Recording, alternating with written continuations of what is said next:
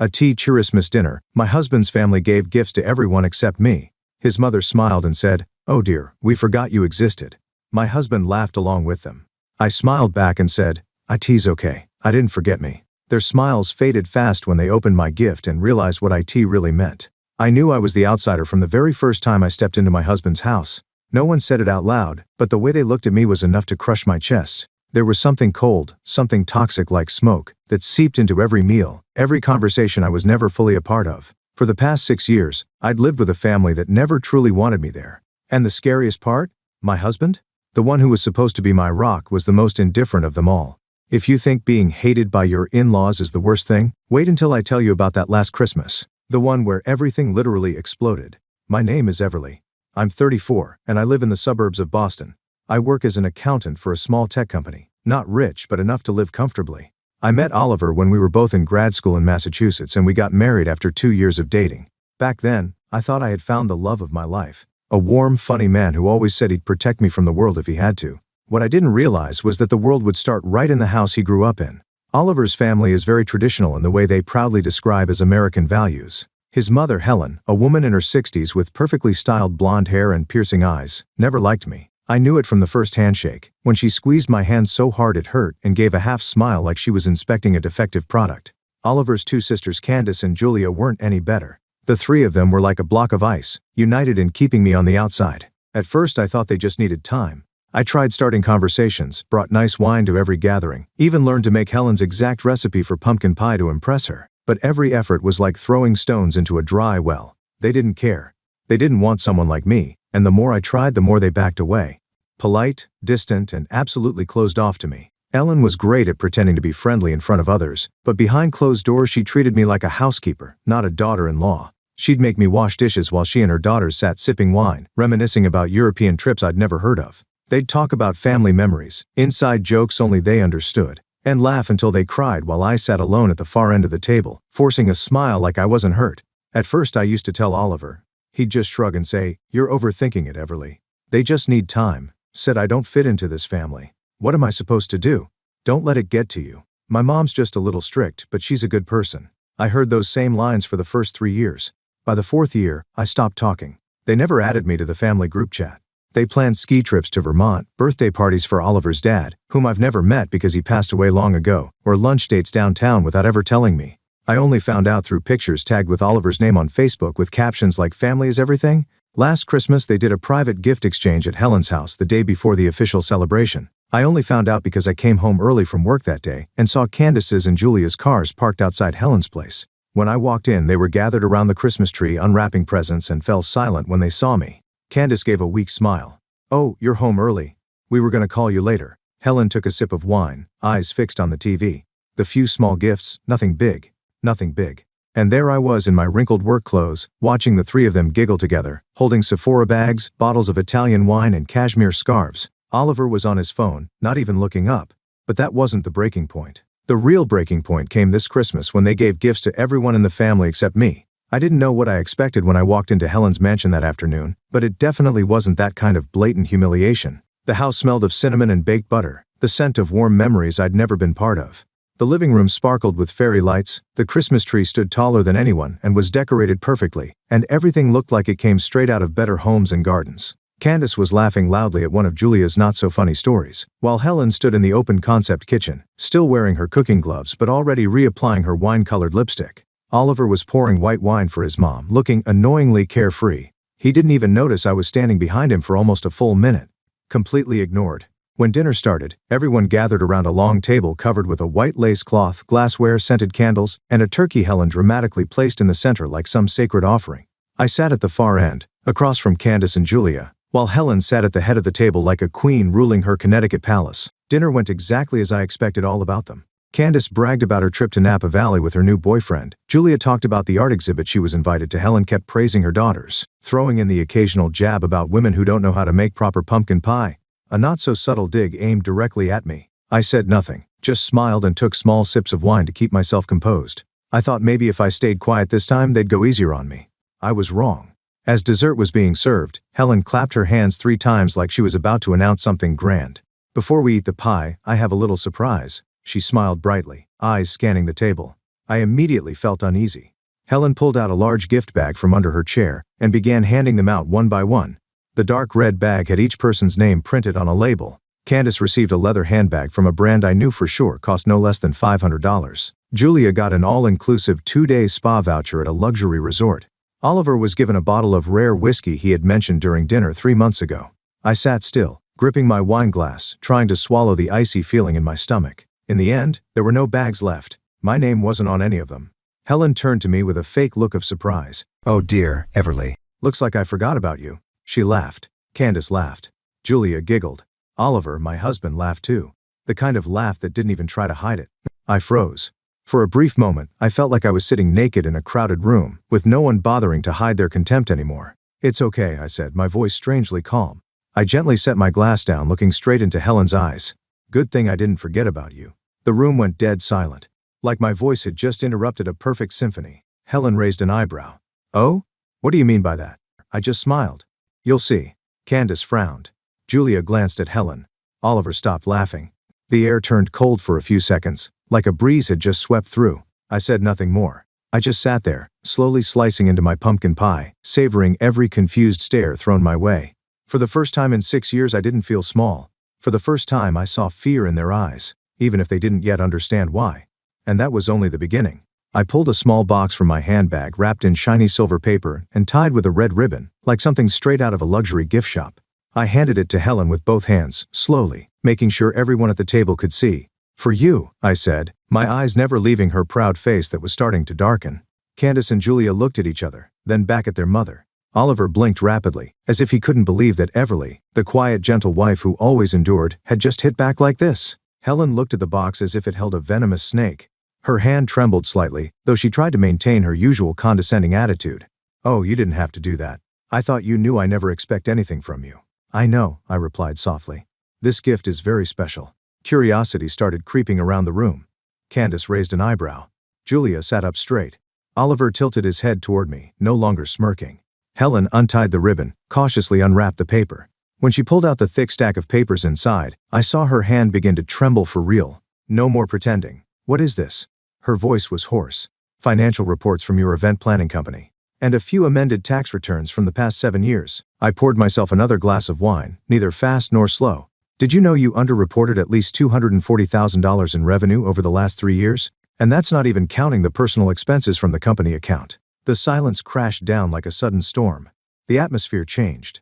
No one laughed anymore. The only sounds were the rustle of paper in Helen's hands and her sharp breathing. Julia was the first to speak. "Mom, what is this? Is this real?" Candace snatched the documents, skimmed through them, and her eyes widened. "You hid this from us?" Helen didn't answer. She stared at the pages as if she could will them to disappear.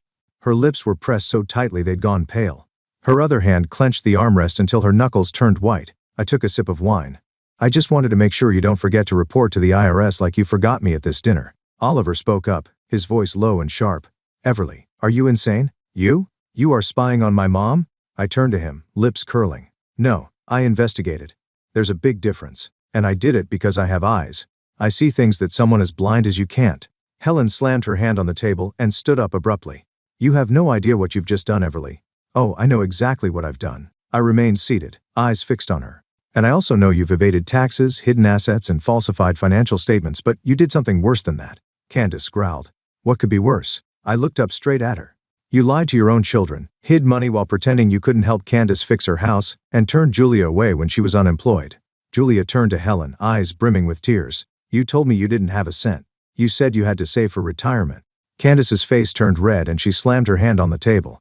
"And meanwhile, you're going to luxury spas, booking first-class flights and wiring money into a secret account?" Helen looked at me like she wanted to kill me, but I saw something else in her eyes. Real fear. Oliver turned to his mother, stammering. "Mom, is this true?" "Michael, don't listen to this woman. She's making things up." "Is it true?" My voice was ice cold. I pushed the USB stick toward him. "All the evidence is here. Bank receipts, statements, internal emails from your mom's accountant." Helen lunged to grab it, but Julia held her back. "No, I want to see it. I want to know how much you've kept from us. And from Dad." The air in the room turned thick. And when Julia scrambled through the pages, their eyes darting back and forth in a frenzy, Helen turned to me, eyes blazing. "You've destroyed this family." "No, you started that a long time ago. I just pulled back the curtain." Oliver was silent, his face pale. I saw his gaze flicker between his mother and me, torn between blood and truth. But I no longer waited for anything from him. I just looked straight at Helen, no longer afraid. The Christmas dinner ended with a very special gift. Candace was the first to break the silence. She flipped quickly through a page in the file, eyes widening at Helen. Wait, what is this? A transaction from Dad's account? I tilted my head, slowly sipping my wine. Helen stood frozen, her hand gripping the chair as if she might crush it. Julia leaned forward, fingers trembling as she turned the pages, stopping at a bank statement. Mom, you withdrew money from Dad's retirement account? This transaction is clearly from his 401k. No way. Candace stammered, turning to Helen, her face stripped of its usual arrogance. You told us you didn't touch a penny. Helen clenched her jaw, trying to stay calm, but her eyes began to go vacant. The wrinkles around her mouth twitched like they were holding back another lie. But this time, the words didn't come out in time. What did you use Dad's money for? Julia's voice was tight, eyes red. I just borrowed it. I was going to put it back, Helen whispered. I laughed. A cold, sharp laugh like a blade. How? With the way you've hidden money and manipulated the books, I don't think you ever had a plan to put it back. Candace threw the papers down on the table. Oh my God. You lied to me. Said you had no money when I was trying to mortgage the house to buy a little condo for the kids. Julia had to borrow from her ex just to pay for hospital bills when the baby was sick. Julia bit her lip, clenching her fists. You watched us struggle like that, and still pretended you couldn't help.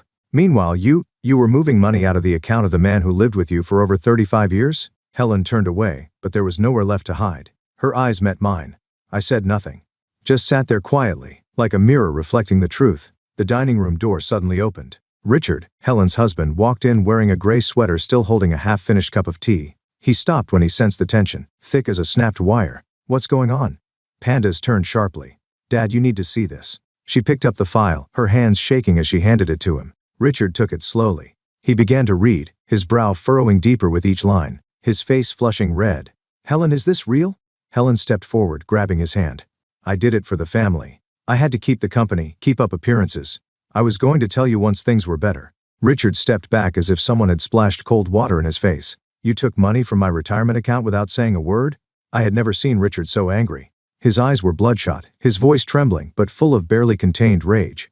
I worked my whole life for that money, Helen. I trusted you would never touch it without my consent. Helen tried to recover. I just needed a small amount to reinvest. You know the company's been struggling. Candace screamed. It's not about the company, Mom. You used that money for luxury, travel, shopping, transferring it into undeclared private accounts. You lied to all of us. Richard could no longer hold himself together. He threw the papers to the floor, then backed into the wall, bracing himself on the table for balance. I feel betrayed. I can't believe you did this. Richard, please, I had my reasons. There's no reason good enough to deceive your partner like this. His voice snapped. I trusted you. I trusted you completely. Julia bowed her head, tears spilling down. Mom, how could you? Helen turned to me, her eyes now blazing. You're behind this. You set me up. I knew it. I smirked. No one set you up. You've been setting yourself up for years. I just pulled the curtain down. Helen lunged toward me, but Richard raised his hand to stop her. Enough. Helen, if what I just read is true, then I'm going to speak to a lawyer. I can't live with someone who took everything without a second thought. This time, Helen didn't fight back. She stood still, lips pressed tight, her face pale like ashes. And in that room, still glowing with Christmas lights, a family officially shattered. But it wasn't over. I knew it was only the beginning. Richard didn't respond. He stood frozen by the dining table, eyes locked on the scattered papers on the floor. I saw his hands gripping the edge of the table so tightly that his knuckles turned white. His chest rising and falling violently, like he was trying to swallow a rage too big to speak. I can't believe this, he mumbled. But the sound echoed in the silent room like a bomb. Candace and Julia were both silent. Oliver sat frozen, eyes darting from me to his mother, and then back to his father. The whole room seemed frozen in a chaotic moment where all masks had fallen, but no one knew what to do next. Richard stumbled a step forward, then stopped. I can't breathe. He clutched his chest, his face turning pale as if the blood had drained out. Dad? Julia cried, jumping to her feet. I rushed to him at the same time as Candace. Oliver sprang from his chair, his glass shattering on the floor, but no one looked. Richard. Helen screamed. But her voice rang out shrill and theatrical, like she was playing a bad scene in a bad play. He bent over, his whole body collapsing forward like a tree cut at the base. I caught him along with Candace, but he was heavy, limp. His body convulsed slightly before falling completely still. Call an ambulance, I shouted, pulling my phone from my pocket instinctively. He's having a heart attack. Julia immediately dialed 911, her voice shaky but clear. We need an ambulance. Please hurry, please. Helen dropped to the floor, holding her head in her hands. Oh God. Oh God. Richard. I'm sorry. I'm sorry. Don't leave me. But no one turned to her. No one comforted her. No one believed her. I looked at Helen, my eyes sharp as blades. She was trying to cry, but there were no tears, just fake sobs and deliberately trembling hands, as if performing for some invisible audience. Don't touch him, I said coldly as she started to approach Richard. Candace nodded. Stay back, Mom. You've done enough. The words hit Helen like a slap. She froze, then turned to look at her daughter with eyes that held no power anymore. The house that once echoed with laughter now held only heavy breathing, the ticking of the clock, and the shivering of a man lying unconscious on an expensive hardwood floor. About 10 minutes later, the ambulance arrived, sirens blaring. 2 EMTs rushed in like a storm. Helen scrambled forward trying to lead the way, but one of them brushed her aside without hesitation. We need space. I stepped back, Julia pulling Candace with her. Oliver stood stiff in the middle of the room, as if his brain had shut down. Helen stood dazed, then suddenly dropped to her knees, sobbing loudly like a scene from a cheap drama. Please save him. He's my husband, please. I watched her, seeing every calculated movement, every performative breath. No real tears. No one held Richard as he convulsed. The only person holding his hand was Candace. One of the EMTs turned to us. He still has a pulse. We're taking him to the nearest hospital. Whose family? Candace nodded. I'm his daughter. I'll go. I placed a hand on her shoulder, speaking softly. I'll drive you both and follow behind. Helen looked around, her expression lost. I'll come too, Julia said coldly. No one's stopping you, but don't pretend anymore. We've seen everything. Helen said nothing more. She stood up, staggering after the stretcher like a ghost. We walked to the car in silence. Oliver trailed behind me, but I didn't turn around. I didn't want to see that lost look on his face again. Whatever was left between us had burned to ash the moment Richard collapsed, and Helen cried her fake tears. When the ambulance turned off the street, I looked up at the night sky. There were no stars, only swirling black clouds. That Christmas had no prayers, no warmth, only truth, wounds, and consequences. And I knew Richard's collapse was only the beginning. The hospital waiting room was strangely cold. Not the cold of air conditioning or November weather, but a quiet, creeping chill that seeped into the skin from prolonged silence and mounting tension. Candace and Julia sat close together, eyes blank, staring off into nothing. I stood near the reception desk, gripping my phone. The screen had long since gone dark, but I didn't let go, as if it were the only thing keeping me upright. Mike sat a few chairs away, elbows on his knees, hands clasped, silently watching. No one spoke for nearly an hour. Then suddenly Mike stood up and walked over to me. Are you satisfied now? I blinked, thinking I misheard. What? His voice no longer carried calm. It held a kind of shock, but not because his father was in the ER. It was because of me. This is what you wanted, right? Exposing my mom, humiliating the whole family, sending my dad to the hospital? I stood frozen, unable to believe what just came out of the mouth of the man I'd shared a bed with for 6 years. You think I wanted this to happen? You planned it. You held on to all that. You brought it out on Christmas Day in the middle of family dinner. You knew my dad had a heart condition. You think I didn't notice? Every word hit me like a blow. So you're not mad your mom lied, embezzled money, betrayed your father? You're mad I didn't sit still and silent like some porcelain doll? Mike clenched his fists, his eyes red. You couldn't have handled it differently? Spoken to her privately? Chosen a better time? I laughed. A dry sound drained of emotion. A better time? What do you think I've been doing for the past 6 years? I waited. I swallowed my pride. I gave your mother chance after chance to be decent, and all she did was crush my dignity. And you? You just stood by. Mike turned his face away, but I didn't stop. I used to think you were neutral. I tried to understand you were caught between your mother and your wife. But today?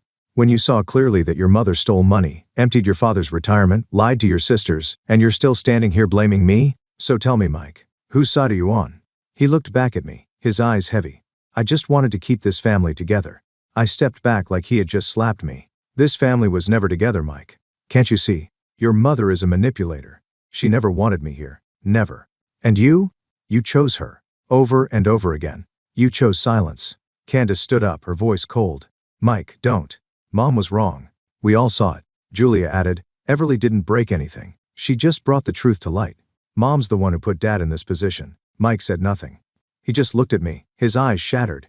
I looked right back, no longer angry, just an immense cold emptiness spreading through my chest. You just lost your last chance to do the right thing. I don't need you to protect me, Mike. I just needed you to see me. But you never did. I slid my wedding ring off and placed it in his hand. This is the last time I wait for you to choose me. Mike said nothing. His hand clenched the ring so tightly it trembled, as if letting go would shatter everything. But it was already too late. I turned away, not caring what he would say next. I'd heard enough. And for the first time in 6 years I felt relief. A man can be your husband, but if he doesn't stand by you when you need him most, he's just a stranger carrying his mother's last name. I left the hospital right after the doctor announced Richard was out of critical condition but needed close monitoring due to severe heart damage. Candace and Julia stayed to watch over him for the night. Helen had disappeared after a nurse asked her not to interrupt the treatment. Mike was still sitting in the waiting room, looking like someone had drained the life out of him. But I didn't look back. No need. As I walked out to the parking lot, the night wind cut across my face like a blade. But instead of feeling cold, I felt weightless. The wedding ring in my palm felt like a foreign piece of metal, a relic from a life that no longer existed. When I got home, I didn't turn on the lights. I stood in the middle of the living room staring at the wedding photos on the wall, the souvenirs from our honeymoon in Oregon, the leather chair where Mike used to sit and read sports news. Everything was familiar and completely foreign. I held the ring, placed it in the jewelry box, then took out a small suitcase. Just a few clothes, my laptop, wallet, and passport. I didn't need much. I just needed to leave before I started doubting my decision. The next morning, I sent a short email to the lawyer I had quietly prepared to contact since last month when I began investigating Helen. The subject line read simply, "Begin divorce proceedings." That afternoon I got the first message from Mike since our conversation at the hospital. "Everly, I need to talk, please." I didn't respond. 2 weeks later, Helen was summoned by federal authorities for investigation on tax evasion and corporate fraud. All the documents I had given to my lawyer had been sent to the IRS and FB. Not only was there evidence of tax evasion, but also proof that she used fake employee names to withdraw funds from the Small Business Support Program during the COVID-19 period. The local media picked up the story. Newspapers published photos of Helen leaving court in a gray suit, no makeup, hair a mess. There was no trace left of the proud woman who once smirked through Christmas dinner. I didn't feel satisfied. Just right. After being discharged, Richard filed for divorce immediately. Candace told me via text that he had seen a lawyer straight from the hospital. Julia cut off all contact with their mother. Helen called, messaged, even wrote handwritten letters, but no one replied. Helen lost everything. Her family, her reputation, her company, it all collapsed. And Mike? He sent a flood of emails ranging from angry to begging. One of them read, "I didn't know it would go this far. You planned to leave me from the start, didn't you?" I sat and stared at the screen, not bothering to reply. There was nothing left to explain. If, after everything, he still thought I was the problem, then there was nothing left to save. One afternoon near the end of the month, Mike showed up outside my new apartment. I looked at him through the security door. "Everly, please, just 5 minutes." His voice was tired, his eyes sunken. I opened the door but didn't invite him in. "What do you want?" "I've thought a lot. I was wrong. I should have stood by you." I crossed my arms, leaning against the doorframe. "You weren't just wrong, Mike. You chose your mother. You watched me be humiliated, excluded, turned into a joke, and when I stood up you said I was destroying the family." He looked at me, silent. "I know you don't trust me anymore, but I'll do anything to make it right." I shook my head. "You don't need to. I'm done waiting for anyone to make it right for me. I've already made my choice." I closed the door. Gently. Firmly, no tears, no anger. Inside the apartment I sat on the sofa, watching the soft golden light stretch across the wooden floor. For the first time in 6 years I felt peace. Not because Helen fell. Not because Mike finally understood. But because I had freed myself. After the last time Mike showed up at my door, I didn't hear from him again. At least not for the first few weeks. I figured he needed time to accept the truth, that I wasn't coming back, that the wife he thought would wait forever had left, not with a fight, not with accusations, but with a door that quietly closed without fanfare. 3 weeks later the first call came. I didn't answer. 4 more calls followed, a voicemail over 2 minutes long, an email with the subject line, "I'm sorry." I sat in a cafe near my apartment, looking at his name on the screen, and felt nothing. No anger, no pain, just silence inside me, like a lake after a storm. I reached out and tapped block number. That was it. No hesitation, no regret. That was the moment I knew I had truly let go. Every morning I wake up at 6 a.m., make myself a cup of coffee, and open the window to watch sunlight pour across the pristine white walls of my new apartment. I'm renting a small studio in the North End, not far from downtown but quiet enough that I can hear the leaves fall as winter draws near. I've rebuilt my life on my own terms. Neat, peaceful, free of yelling voices or awkward dinners. I've learned to grocery shop alone without feeling empty. Learned to eat dinner in silence without feeling lonely. I buy myself fresh flowers on Fridays, read on Sundays, and revise my personal financial plan at the start of each month. I don't talk to Mike. I don't text his mother. And when Helen was officially charged with financial fraud, I didn't celebrate. I just folded up the newspaper and threw it in the trash. Because by then I had understood. Real victory isn't when someone else falls. It's when they no longer have power over you. Candace and Julia still keep in touch. They send thank you notes, even though they know I don't need them. Once Julia wrote, "If it weren't for you, our whole family would still be living in denial." I'm sorry we let you suffer for so long. I didn't reply, but I smiled. That was enough. A month after Helen's case hit the major newspapers, Mike called again. A strange number. I knew right away. This time I didn't wait for the third ring. I declined the call. 3 days later he emailed, I have no excuses left, but I've started therapy. I need to fix everything, including myself, not to get you back, but so I can look in the mirror without shame. I read it, then clicked archive. I no longer need an apology. I need freedom, and I found it on my own. One Saturday afternoon, as Boston fell into an early cold rain, I sat inside the old bookstore at the corner of Hanover Street. I sipped coffee, flipping through a novel I never had time to read when I was still Mike's wife. A middle-aged woman sitting next to me smiled. That's a good one. You'll like the ending. I nodded, smiling back. I just had an ending of my own. She didn't ask more. I didn't need to explain. I stepped out of the shop as the drizzle continued. The streets were wet and cold, but I felt strangely warm. Freedom for the first time in my life wasn't a distant idea anymore. It was an afternoon without shouting. A hot cup of coffee no one complained about. Being alone and feeling full. I used to think happiness was being loved. Now I understand. Happiness is learning to love yourself. I don't know what lies ahead. But one thing I know for sure. I will never go back to being the woman I was in that house. I've made my choice. I choose me. Everly's story is a powerful reminder of what it means to wake up after years of being ignored and dismissed by the people closest to you. She didn't seek revenge through anger, but through truth and the strength to walk away when she realized she deserved better. In real life, sometimes we need to let go of toxic relationships, even if it means being alone. Because loving yourself isn't selfish. It's the journey of reclaiming your worth and your peace. What do you think about Everly's decision? Would you have done the same in her place? Share your thoughts below, and don't forget to follow the channel so you won't miss the next emotional family story.